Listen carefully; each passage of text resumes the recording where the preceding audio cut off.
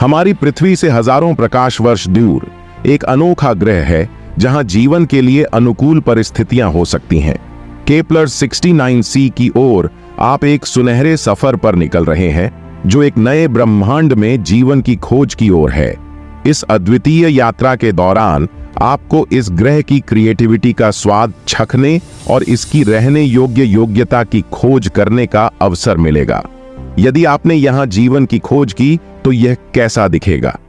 तो चलिए जानते हैं इस अनोखे ग्रह के बारे में।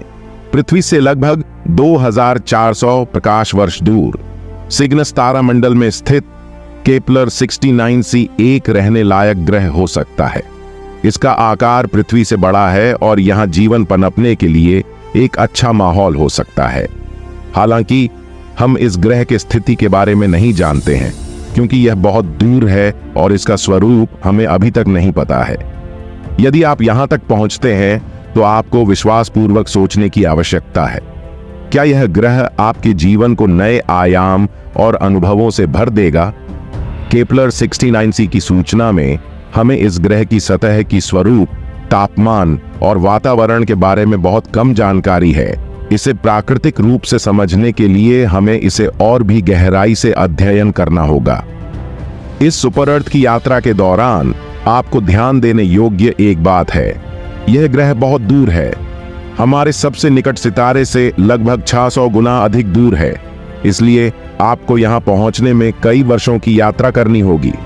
इसके लिए आपको अद्वितीय तकनीकों का सहारा लेना होगा जो अभी तक उपलब्ध नहीं है।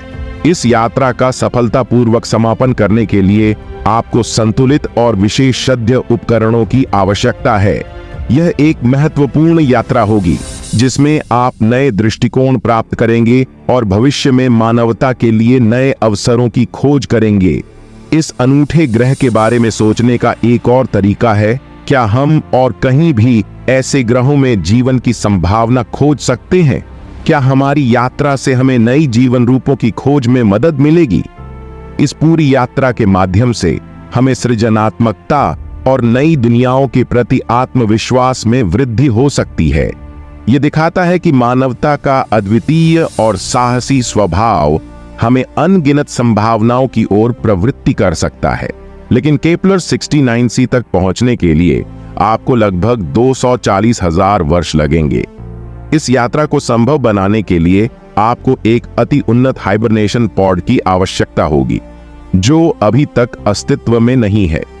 हाइबरनेशन तकनीक जो आपको 2 लाख वर्षों से अधिक समय तक सुला सकती है, हो सकता है तब तक केपलर 69c पर मौजूद कोई भी जीवन पूरी तरह से अलग चीज में विकसित हो सकता है। भले ही आप प्रकाश की 1% गति से भी यात्रा कर सकें, फिर भी आप वहां जल्द नहीं पहुंच पाएंगे।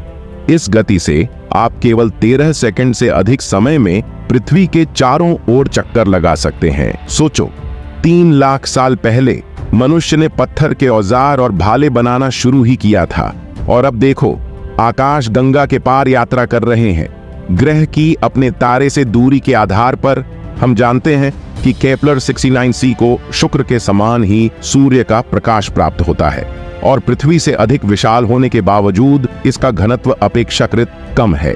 इसका मतलब यह है कि यह चट्टानी ग्रह धातुओं की बजाय सिलिकेट और कार्बोनेट खनिजों से बना है। इससे चीजें जटिल हो सकती हैं। केपलर 69c का वातावरण वास्तव में घना हो सकता है। हालात को बदतर बनाने के लिए यह वातावरण अधिकतर कार्बन डाइऑक्साइड से बना होगा। केपलर 69c का वातावरण गाढ़ा और गर्म होगा।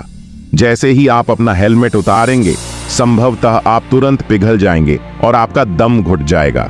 यदि आपने केपलर 69c के वायुमंडल में फॉस्फीन की खोज की है, तो यह उन बैक्टीरिया का परिणाम हो सकता है जिन्हें जीवित रहने के लिए ओन ऑक्सीजन की आवश्यकता नहीं होती है। पृथ्वी पर फॉस्फीन पैदा करने वाले बैक्टीरिया अक्सर दलदलों या आर्द्रभूमि में रहते हैं, लेकिन शुक्र या केपलर 69c पर यह बैक्टीरिया घने ऑक्सीजन रहित वातावरण में ही मौजूद हो सकता है। इस प्रकार केपलर 69c की यात्रा न केवल एक अनूठी अन्वेषण का माध्यम है, बल्कि यह हमें मानवता के नए सिरे से जुड़े चुनौतियों का सामना करने की भी सीख देती है।